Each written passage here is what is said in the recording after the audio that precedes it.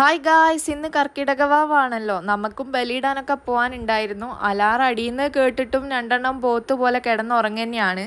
നേരത്തെ തന്നെ അലാറം വെച്ചിട്ടുണ്ടായിരുന്നു കേട്ടോ, പക്ഷേ ഞങ്ങളതൊന്നും മൈൻഡ് ആക്കാതെ ഓഫാക്കി കിടന്നുറങ്ങി. പിന്നെ എണീറ്റത് ലേറ്റ് ആയിട്ടാണ്, അതുകൊണ്ട് തന്നെ പോകാനും കുറച്ച് ലേറ്റ് ആയിട്ടുണ്ടായിരുന്നേ. ഞങ്ങൾ വരയ്ക്കലാണ് കേട്ടോ ബലിയിടാൻ പോകുന്നത്. അച്ഛനും ഞാനും മാത്രമേ ബലിയിടാൻ പോവുള്ളൂ. ഏട്ടനും മോനും വണ്ടിയിലാണ് ഇരിക്കുക. അതുകൊണ്ട് അച്ഛനെ കുളിപ്പിക്കുകയൊന്നും ചെയ്തിട്ടില്ല കേട്ടോ. ഞാൻ വിചാരിച്ച എന്തായാലും വന്നിട്ട് കുളിപ്പിക്കാമെന്ന്. അച്ഛന് കഴിക്കാനുള്ളത് ഞാൻ എടുത്തിട്ടുണ്ടായിരുന്നു കേട്ടോ. അപ്പം പോകുന്ന വഴിക്ക് കുറച്ചായിട്ട് ഞാൻ അവന് കൊടുക്കുന്നുണ്ടായിരുന്നു. പിന്നെ ഞങ്ങൾ തിരിച്ചു വരിക എപ്പോഴാണെന്ന് പറയാൻ പറ്റില്ല. അത്രയും നേരം ഏട്ടനും മോനും മാത്രമേ ഉണ്ടാവുള്ളൂ. അപ്പം കച്ചറയാക്കി ഉണ്ടെങ്കിൽ പ്രശ്നമാവല്ലോ വിചാരിച്ചിട്ടാണ് ഞാൻ അവനിപ്പോഴേ കൊടുത്തത്. ഇത് കുന്നമംഗലത്തെ ഒരു അമ്പലത്തിൽ ബലിയിടാൻ നിൽക്കുന്ന ആൾക്കാരെ ക്യൂ ആട്ടോ. ഇത് റോഡുമേലുള്ളത് മാത്രമേ ഞാൻ എടുത്തുള്ളൂ. താഴോട്ട് ഇനി ഒരുപാട് വലിയ ക്യൂ ഉണ്ട് കേട്ടോ. 2 കൊല്ലം മുന്നേ അച്ഛൻ്റെ കൂടെ ഞാൻ ഇവിടെയായിരുന്നു വന്നിട്ടുണ്ടായിരുന്നേ, വാവിന് തന്നെ. പിന്നെ വരയ്ക്കൽ 3-4 കൗണ്ടറൊക്കെ ഉണ്ടാവാറുണ്ട്. അതുകൊണ്ട് അവിടെ ഇത്ര വലിയ ക്യൂ ഉണ്ടാവില്ല എന്ന് പറഞ്ഞിട്ട് അച്ഛനെയും കൂടെ ഞാൻ അങ്ങോട്ട് കൂട്ടിക്കൊണ്ടുപോകുക കേട്ടോ ചെയ്തേ. പക്ഷേ വരയ്ക്കൽ ഇതിനേക്കാളും വലിയ ക്യൂ ആയിരുന്നു കേട്ടോ. പാളത്തിൻ്റെ അടുത്ത് ഗേറ്റ് അടച്ചുകൊണ്ട് ഞങ്ങൾ കുറച്ച് നേരം അവിടെ സ്റ്റക്കായേ. പിന്നെയും കുറച്ച് ലേറ്റ് ആയിട്ടാണ് കേട്ടോ ഞങ്ങൾ അവിടെ എത്തിയിട്ടുണ്ടായിരുന്നത്. അച്ഛൻ ഇതുവരെ തീവണ്ടി നേരിട്ട് കണ്ടിട്ടില്ല. ഞങ്ങൾ കുറച്ച് ബാക്കോട്ടായിരുന്നു നിന്നുണ്ടായിരുന്നത്. അതുകൊണ്ട് ഞങ്ങൾക്ക് തീവണ്ടി കാണാൻ പറ്റിയില്ലേ. പാളം കഴിഞ്ഞിട്ടുള്ള റോഡ് മുതൽ വരയ്ക്കലേക്കുള്ള വണ്ടികൾ പാർക്ക് ചെയ്യുന്നുണ്ട് കേട്ടോ. അപ്പം തന്നെ ഞങ്ങൾക്ക് തിരക്കൊക്കെ മനസ്സിലായിട്ടുണ്ടായിരുന്നു. അവിടെ വണ്ടി പാർക്ക് ചെയ്യാനൊന്നും തീരെ സ്ഥലം ഉണ്ടായിരുന്നില്ല. അതുകൊണ്ട് ഏട്ടൻ ഞങ്ങളെ റോഡുമേൽ ഇറക്കിയിട്ട് വേറെ എവിടേക്കോ പോയി വണ്ടി വെക്കുകയാണ് ചെയ്തത്. അവിടെ റോഡുമേൽ വലിയൊരു ക്യൂ ഉണ്ടായിരുന്നു കേട്ടോ. നമ്മൾ കുന്നമംഗലത്ത് കണ്ടില്ലായിരുന്നു, അതിനേക്കാളും വലിയ ക്യൂ ആയിരുന്നേ അത്. എൻ്റെ അച്ഛൻ്റെ കിളി പോയെ. എന്നാലും ഞാൻ അച്ഛനെ ഓരോന്ന് പറഞ്ഞ് സോപ്പിട്ട്, ഉള്ളിൽ എന്തായാലും വേറെ കൗണ്ടർ ഉണ്ടല്ലോ, അപ്പോൾ എല്ലായിടത്തും തിരക്കൊന്നും ഉണ്ടാവില്ല എന്ന് പറഞ്ഞ് എന്തൊക്കെയോ പറഞ്ഞ് കൂട്ടി ഉള്ളിലേക്ക് വന്നു. പക്ഷേ ഞങ്ങൾക്ക് കിട്ടിയത് അതിനേക്കാളും വലിയ ക്യൂ ആയിരുന്നു കേട്ടോ. ഞങ്ങൾ സംഭവം അധികം തിരക്കൊന്നും ഇല്ലാത്തൊരു കൗണ്ടർ നോക്കിയിട്ട് അവിടെ പോയിട്ടാണ് കേട്ടോ ടോക്കൺ എടുത്തിട്ടുണ്ടായിരുന്നത്. ടോക്കൺ എടുക്കാനൊന്നും അധികം തിരക്കൊന്നുമില്ല, വേഗം വേഗം ക്യൂ നീങ്ങുന്നുണ്ടായിരുന്നേ.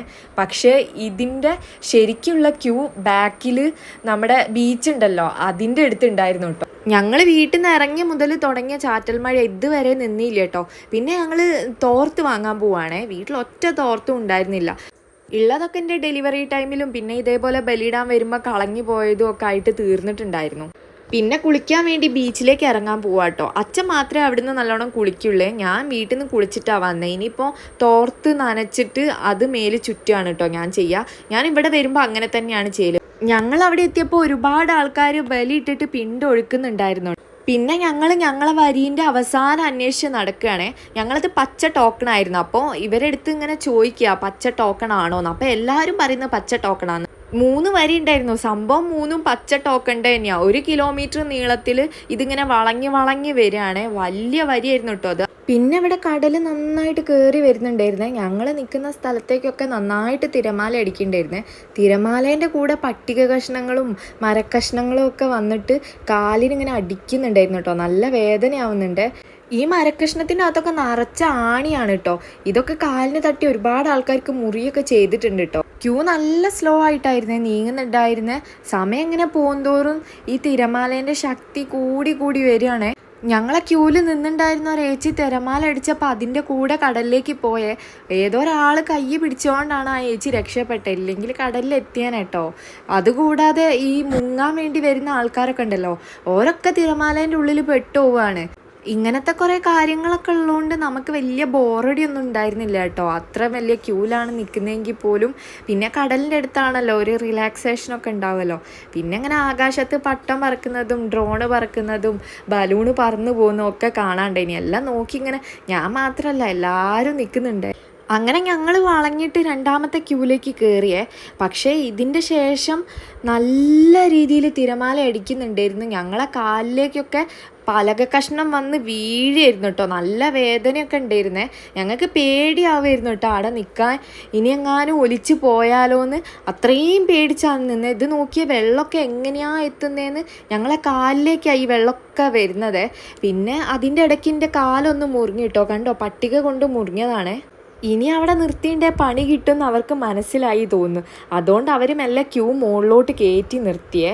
മുകളിൽ നിന്ന് താഴോട്ട് നോക്കുമ്പോൾ കറക്റ്റായിട്ട് മനസ്സിലാവുന്നുണ്ടായിരുന്നു കേട്ടോ എത്രത്തോളം ഡേഞ്ചർ ആയിരുന്നു അവിടെയെന്ന്. പിന്നെ നിങ്ങൾക്ക് ഈ ഒരു വീഡിയോ കാണുമ്പോൾ എത്രത്തോളം മനസ്സിലാവുമെന്ന് എനിക്കറിയില്ലേ. ചെറിയ കുട്ടികളെ കൊണ്ടുവന്നവരും വയസ്സായിട്ടുള്ള ആൾക്കാരൊക്കെ അവിടെ ഉണ്ടായിരുന്നേ. അവരൊക്കെ വീണ് പോവുമായിരുന്നു കേട്ടോ തിരമാല അടിക്കുന്ന സമയത്ത്. പിന്നെ അവിടെ ചെറിയൊരു വഴക്കൊക്കെ നടന്നിട്ടുണ്ടായിരുന്നേ. ആ ക്യൂലുണ്ടായിരുന്ന സമയത്ത് നമ്മളെ കുറച്ച് ആൾക്കാരെ മുകളിലോട്ട് കയറ്റിയല്ലോ. ഞങ്ങൾ നേരത്തെ വന്ന ഒരു 2 മണിക്കൂറായി ക്യൂ നിൽക്കുന്ന ആൾക്കാരാണ്. അതിൻ്റെ കൂടെ താഴെ വേറൊരു ലൈനും ഉണ്ട് ഇപ്പം വരുന്ന ആൾക്കാരെ.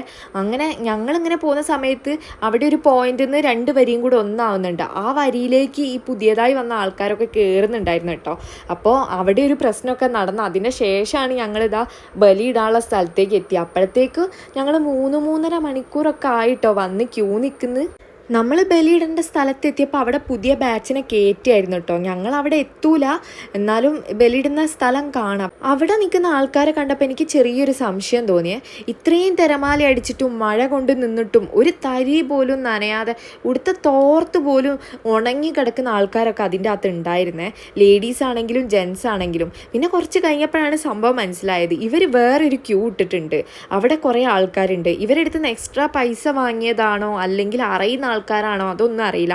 നമ്മൾ കയറ്റുന്നതിൻ്റെ കൂടെ ഈ ക്യൂനെ മൊത്തമായിട്ട് ഇവർ കയറ്റി വിടുന്നുണ്ട്. 1-2 ആൾക്കാരാണെങ്കിൽ പിന്നെയും പോട്ടേന്ന് വെക്കാം. ഇതല്ല, ഇത് വലിയൊരു ക്യൂനെ തന്നെ അവർ കയറ്റി വിടുന്നത്. ഞങ്ങൾ അത്രയും കഷ്ടപ്പെട്ട് ജീവൻ പോലും പണയം വെച്ചിട്ട് അവിടെ നിന്നേ. കാലും കൈയൊക്കെ മുറിച്ച് മക്കളും വയസ്സായവരും ഒക്കെ ഭക്ഷണം കഴിക്കാതെ അത്രയും കഷ്ടപ്പെട്ട് നിന്നിട്ട് അവരിപ്പോൾ വന്ന ആൾക്കാരെ വേഗം കയറ്റി വിടുന്നതാണ്.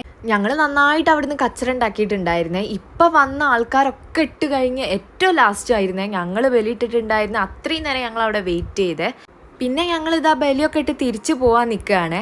ഞങ്ങൾ വരുന്ന സമയത്ത് ഗേറ്റ് അടവുണ്ടെങ്കിൽ പോലും അച്ഛന് ട്രെയിൻ കാണാൻ പറ്റിയിട്ടില്ലായിരുന്നല്ലോ. പക്ഷേ ഇത്തവണ ഞങ്ങൾ പോകുമ്പം കറക്റ്റ് ഗേറ്റിൻ്റെ അടുത്ത് തന്നെയാണ് ഞങ്ങൾ വണ്ടി നിർത്തിയത്. അച്ഛൻ്റെ അടുത്ത് ഞങ്ങൾ പറഞ്ഞിട്ടുണ്ടായിരുന്നേ തീവണ്ടി കാണും വരുന്നുണ്ട് എന്നൊക്കെ. അവനെന്തോ മനസ്സിലായി തോന്നുന്നു. അതുകൊണ്ട് നല്ല എക്സൈറ്റഡ് ആയിരുന്നേ.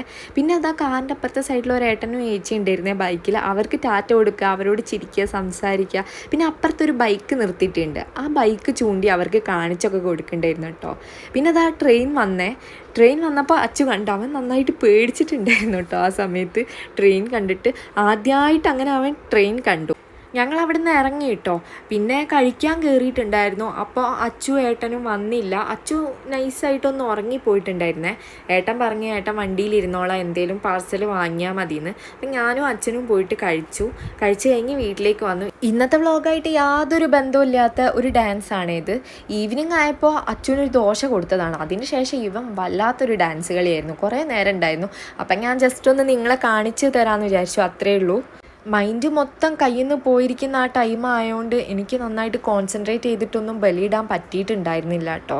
ശരിക്കും വല്ലാത്തൊരു അനുഭവമായിപ്പോയി ഇപ്രാവശ്യം വരയ്ക്കൽ പോയി ബലിയിട്ടപ്പോൾ എനിക്ക് ഉണ്ടായത്. അവരെ സംബന്ധിച്ചിടത്തോളം അത് വേറൊരു ബിസിനസ് മാത്രമാണ്. പക്ഷേ ബലിയിടാൻ വരുന്ന നമ്മളെ സംബന്ധിച്ചിടത്തോളം അതൊരു ഫീലിങ്സ് ആണല്ലോ.